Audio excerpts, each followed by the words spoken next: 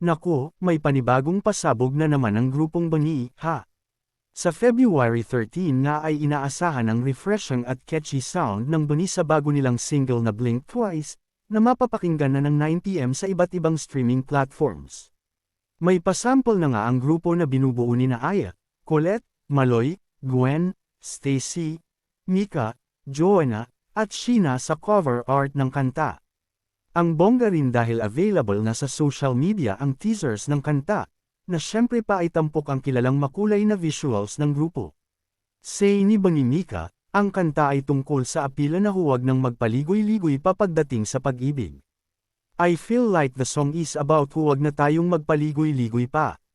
Let's go straight to the point, say ni Mika. Aba, pang-international release rin daw ang kanta. It's like cherry on top. We also worked with international producers and songwriters for this one. Of course, we want to give the best for you guys and we want to reach the international stage.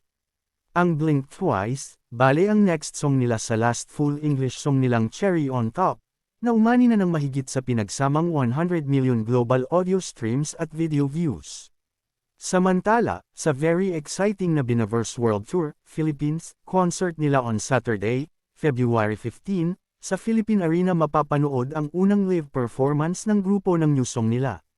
Mapapakinggan naman ang Blink Twice, https://org.co/bani_Blink Twice sa digital streaming platform simula February 13, 9pm.